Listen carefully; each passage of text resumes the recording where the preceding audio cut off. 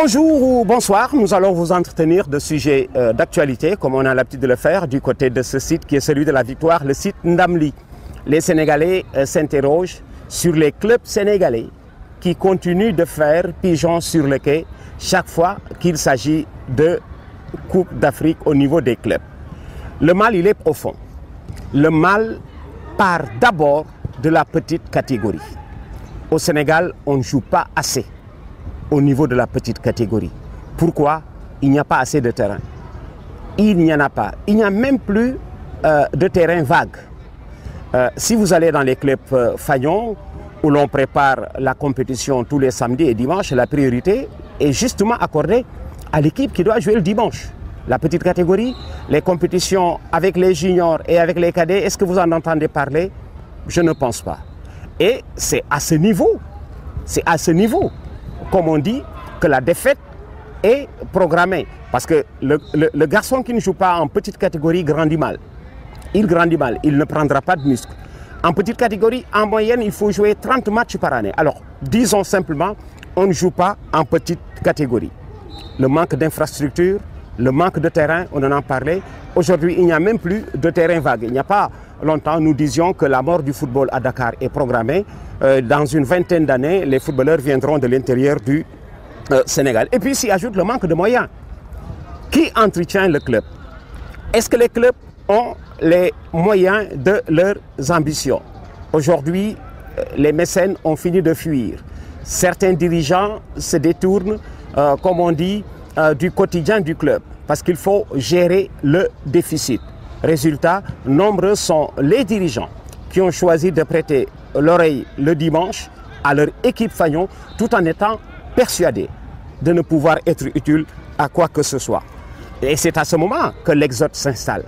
Parce qu'il y a aussi l'exode, la fuite des talents. Avant, on parlait de la fuite des cerveaux. Un étudiant sur qui vous investissez, qui à la fin de ses études choisit de vivre ailleurs qu'au Sénégal, alors que c'est le Sénégal qui a investi sur lui. Alors aujourd'hui, c'est aussi la fuite des talents, l'exode. Et à ce niveau, j'ai fini de dire que c'est un mal nécessaire, l'exode. Sans l'exode, certainement, nous n'aurions jamais été en quart de finale de Coupe du Monde. Tellement vrai que nous avons joué un quart de finale de Coupe du Monde, nous avons joué une finale de Coupe d'Afrique des Nations en 2002 avec une génération qui ne s'est pas épanouie au Sénégal. Alors, qui sont maintenant les équipes qui nous éliminent? Parce que le Sénégal, à ce niveau, n'a pas encore fait de choix. Qui sont les pays qui nous éliminent? Généralement, ce sont des pays qui, au début, sont mieux classés que nous et dans le challenge FIFA et dans le challenge Confédération africaine de football. Qui a éliminé cette année Djambar en Ligue des Champions? C'est le Burkina Faso. Et chaque fois, j'ai rappelé, attention, c'est le nom qui est nouveau, mais le Burkina Faso n'est pas un pays neuf. Jadis, la Haute-Volta, quand nous étions en Afrique occidentale française, le Burkina et le Sénégal siégeaient, comme on dit, à la même table. Un lion, quand il change de nom, il reste toujours un lion. Et voilà comment le Burkina Faso n'est pas un pays neuf. C'est un pays de football depuis les indépendances. Hein, et même avant les indépendances, témoin, aujourd'hui le Burkina était à un match de se qualifier comme nous à la Coupe du Monde et que le Burkina avait fini aussi de s'aligner en finale de Coupe d'Afrique des Nations. On a tendance à l'oublier. Alors c'est cet adversaire que nous avions. Et quel était le groupe de Sénégalais opposé au Burkina? Mais c'était la jeune équipe de Djambar qui était à ses premiers pas, on va le rappeler, en Afrique. Djambar qui n'était jamais sorti du continent africain et qui n'a pas fait piètre figure, puisque seulement éliminé à l'épreuve du tir au but. Nos adversaires ont fini de le dire. Si on leur donne le temps de grandir, ils feront parler d'eux, ces jeunes de Djambar. Alors, les pays qui nous éliminent, ce sont généralement des pays qui ont fait un bon choix. Parce qu'aujourd'hui, le Sénégal s'est emberlificoté dans le choix de la pluridisciplinarité. Qu'est-ce à dire? Nous pouvons faire tous les sports, mais tous les sports ne sont pas sortables. Et voilà comment tous les sports qui sortent sont à la charge du ministère des Sports. On dit du ministère des Sports que ce sont les miettes du budget de l'État. Mais c'est aussi vrai que les Sénégalais ont fini de faire du budget du ministère des Sports un budget pour voyager, alors qu'il n'est pas fait pour voyager. Nous nos sportifs voyagent un peu trop. C'est tellement vrai que nous avons des disciplines qui, sur le plan national, n'ont pas fini de faire leur promotion et qui s'internationalisent. Nous avons une équipe de tir et de chasse au championnat d'Afrique. Est-ce qu'il existe un championnat national au Sénégal de tir et de chasse? Est-ce qu'il existe au Sénégal un championnat national de pétanque? Nos boulistes vont aussi au championnat du monde. Tenez-vous bien, il y a quelques loisirs qui ont été assimilés à des sports. Le Scrabble, on en a fait un sport. Est-ce qu'il existe un championnat national de Scrabble? Et s'il devait exister, ce championnat national de Scrabble devrait aller au lycée et au collège. Autrement, le devoir de français deviendrait une épreuve sportive. En un mot, il y a trop de choses assimilées au sport qui ne sont pas des sports. Et voilà comment le ministère des Sports ne peut pas satisfaire la demande des fédérations. Je me souviens encore, il y a 30 ans ou 40 ans, un ministre des Sports avait choisi des disciplines sortables. Il en avait retenu 8. À l'époque, nous en avions 32 fédérations, mais les 24 autres se sont retournés contre lui dans la rue. Et le ministre de faire, comme on dit, ce qu'on appelle aujourd'hui la reculade. Alors, nous voulons faire trop de choses et nous n'en avons pas les moyens. Le dirigeant au Sénégal, quel est le profil du dirigeant au Sénégal? Est-ce qu'il a la culture sportive?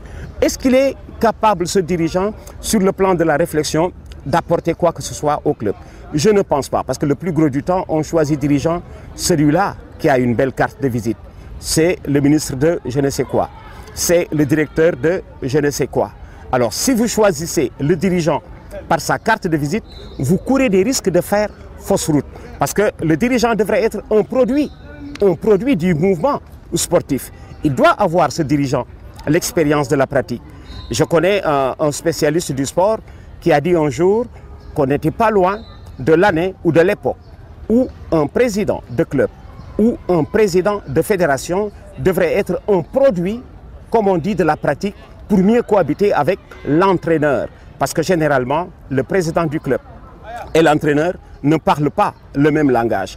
Et ceci va nous mener, comme on dit, au limogeage précoce de certains entraîneurs qui font quelques 3 à 4 mois dans un club et qui partent pour avoir aligné 2 à 3 défaites. Alors, la compétition aussi. Quelle compétition nous avons au Sénégal? L'épreuve reine, c'est le championnat. Le championnat du Sénégal, j'ai vu dès la première journée au championnat du Sénégal, dans le championnat du Sénégal, un choix de nature, comme on dit, à peser sur l'essentiel de la compétition. Les clubs dakarois sont plus nombreux. Je vous donne l'exemple de la première division où nous avons 14 équipes. Les 8 sont de Dakar. Vous avez 14 équipes en championnat, les 8 sont de Dakar. Et dans une ouverture de saison, moi j'assimile une ouverture de saison, la saison de football qui démarre, je l'assimile à l'ouverture des classes. Et quand aujourd'hui c'est l'ouverture des classes, l'inspecteur veille sur toutes les classes. Est-ce que toutes les classes sont ouvertes? Oui. Est-ce que toutes les classes ont leur instituteur? Oui. Mais à l'ouverture de la saison, on peut faire en sorte que l'on joue partout où il y a une équipe de première division. Je vous ai donné l'exemple de Dakar qui a 8 équipes des 14 de l'élite. Vous avez 6 autres non dakaroises. Mais pour une ouverture de saison, si vous laissez les 6 autres équipes non dakaroises chez elles, Linguère reste chez elle, Casa Sport reste chez lui, Suneo reste chez elle, une autre équipe non dakaroise reste chez elle, mais vous leur donnez des adversaires qui partiraient de Dakar 6. Comme il y a 6 équipes non dakaroises, vous choisissez 6 équipes dakaroises qui se déplaceraient vers l'intérieur du Sénégal, à Saint-Louis, à Kaolack, à Tamba et à Ziguinchor pour y jouer. Vous avez 2 équipes de Dakar qui restent à Dakar et qui jouent entre elles. Puisque comme le déséquilibre est parti de Dakar, il ne faut pas assimiler, comme on dit, il ne faut pas choisir de faire un tirage intégral. Il faut faire un tirage dirigé à partir des régions qui affichent moins d'équipes que celles de Dakar. Alors si le dirigeant n'en a pas la culture, il ne peut pas équilibrer la première journée. Et voilà comment le championnat du Sénégal ne doit pas passer au tirage au sort, comme on dit, hasardeux, mais programmé comme on le fait dans le monde, en Europe et en Afrique. Dès la première journée de championnat, la première journée du championnat du Sénégal, nous avions remarqué qu'il y avait des bourses de nature à déséquilibrer le reste. C'est tellement vrai qu'on a vu après des équipes de Dakar jouer entre elles, une équipe de région partir des régions pour rencontrer une autre des régions, alors que le mieux était de jouer partout où il y a équipe de première division, et c'était possible en laissant les non-dakarois chez elles, en déplaçant les Dakarois. Vous avez 2 équipes dakaroises qui restent à Dakar et qui jouent entre elles. Je crois que le dirigeant d'aujourd'hui se doit de maîtriser ces paramètres pour être utile à quelque chose. Et la coupe qui doit servir à préparer Djambar et Djaraf qui sortent de la Coupe d'Afrique, simplement parce que Djambar et Djaraf ont trempé dans une compétition qu'ils ne connaissent pas. J'ai suggéré depuis des années que l'on en arrive, ne serait-ce qu'aux demi-finales de Coupe du Sénégal, à des demi-finales en aller et retour. Linguère Djaraf à Dakar et à Saint-Louis en aller et retour. Gorée Casa Sport à Ziguinchor et à Dakar en aller et retour. Pas par souci d'écouter, mais juste d'abord pour préparer les équipes sénégalaises à la compétition africaine. Parce que Djaraf et Djambar ont joué en aller et retour dans une semaine. Aujourd'hui dimanche Dakar, l'autre dimanche à Ouaga. Aujourd'hui dimanche Dakar, l'autre dimanche à Accra. Les équipes sénégalaises ne s'étant pas préparées à ce genre de compétition, eh bien elles tombent. Parce que vous ne pouvez pas demander à l'équipe, aux joueurs sénégalais de réussir sur le plan international, ce qui n'existe pas sur le plan national. Ils n'en ont pas la culture. Parce que les spécialistes vous disent, mais c'est une autre compétition. La Coupe d'Afrique en aller et retour, c'est une autre compétition. Il faut la maîtriser. Et si aujourd'hui, les Espagnols et les Italiens règnent en permanence en Europe, c'est que même en Coupe nationale, il y a des matchs aller et retour en Espagne. On l'appelle Coupe du Roi, c'est la Coupe d'Espagne. Il y a des matchs en aller et retour, tout comme en Italie. Et voilà comment les spécialistes des compétitions européennes restent et demeurent encore, les Italiens et les Espagnols. Ils font en Europe ce dont ils sont habitués déjà chez eux. L'infrastructure, on a fini de tout dire. Au niveau de l'infrastructure, c'est vrai que l'État s'y attelle. Aujourd'hui, vous avez constaté que dans chaque chef-lieu de région, il y a un petit stade. On parle du stade de Matam. Celui de Mbour a été inauguré. Ce sera bientôt à l'intérieur du Sénégal. Mais, comme on dit, ce sont aussi des terrains qui servent de compétition. Voilà. Mais il y a que surtout le problème de l'infrastructure. Ce sont aussi des stades à partir desquels on peut se préparer. Le Sénégal est donc victime du choix de sa pluridisciplinarité. Il faut faire tous les sports, tout. Aujourd'hui, nous avons 52 fédérations. Voilà. On fera tous les sports, on ira là où il faut, mais après avoir, comme on dit, fait la promotion de la discipline sur le plan national. Et sortir, comme on dit, du bourbier dans lequel nous sommes depuis quelques années. Nous assimilons le loisir au sport. Moi, je suis persuadé que le jeu de dames, c'est un loisir, que le Scrabble, c'est un loisir. Il y a d'autres loisirs que l'on a fini d'assimiler au sport. Tous les Sénégalais pratiqueront le sport de leur choix, mais que le ministère des Sports ne peut pas passer tout son temps à prendre des voyageurs vers l'Afrique. En milieu de saison, on vous dira que le budget, comme on dit, a fini d'être grignoté et que bon, les disciplines dites prioritaires vont battre de l'aile. Et pour vous donner une anecdote, j'ai été témoin, moi, d'une année où pour aller au championnat d'Afrique de basketball, le basket c'est la discipline la plus titrée, j'ai été témoin d'une année où pour aller au championnat d'Afrique de basketball, et je me souviens, cette année-là, le départ de l'équipe nationale de basket avait été programmé le samedi. Le soir du départ pour l'aéroport, le ministre arrivait en catastrophe pour renvoyer le départ de l'équipe de basket.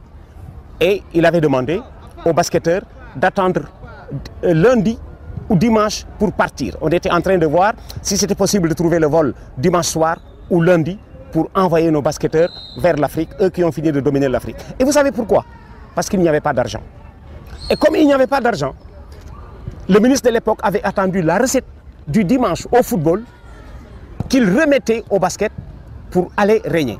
Et les footballeurs de rétorquer, alors laissez-nous notre argent, vous qui nous critiquez tous les ans. Si vous nous laissez notre argent, nous deviendrons un jour champions d'Afrique. La preuve, au football, nous avons fini de jouer, mais cet argent va au basket. En d'autres termes, le ministre avait dit, je ne suis pas ministre du football, mais je suis ministre du sport. Donc je peux, en ma qualité de ministre des Sports, prendre l'argent et le mettre là où il faut. L'argent du football devait aller au basket, il est allé au basket, le basket s'est retrouvé champion d'Afrique. En d'autres lieux, le basket va chercher des moyens. Parce que malheureusement, toutes les disciplines attendent de l'État ce geste. Et voilà comment l'État est la banque du sport au Sénégal. Aujourd'hui, l'État s'essouffle et quand l'État s'essouffle, les autres disciplines vont aussi s'essouffler. Alors, il est temps de tenir ces états généraux que nous avons déjà tenus au fil des générations, mais de nature peut-être à être un petit peu plus réaliste, puisque le Sénégal ne peut pas être présent partout, en tout lieu. C'est tellement vrai que si vous faites attention, les pays qui nous éliminent sortent à peu près 4 disciplines. Le Sénégal est le seul pays d'Afrique à être présent presque dans tous les championnats du monde. En football, nous avons essayé, nous n'avons pas réussi, mais nous allons au championnat du monde de pétanque. Nous avons organisé les championnats du monde de Scrabble. Nous avons organisé d'autres championnats du monde de jeux de dames à Dakar. Donc, vous ne verrez pas, comme on dit, des scrablistes ivoiriens ou égyptiens dans le monde, voyager dans le monde. Au Sénégal, ils voyagent.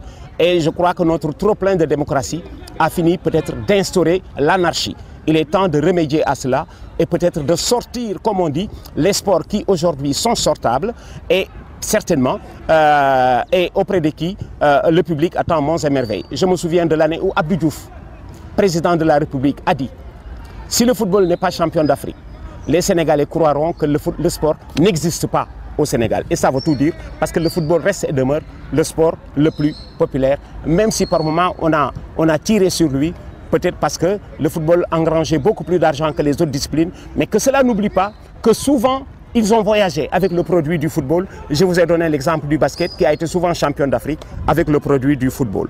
Alors, à nos réflexions, hein, le sujet, comme on dit, est vaste.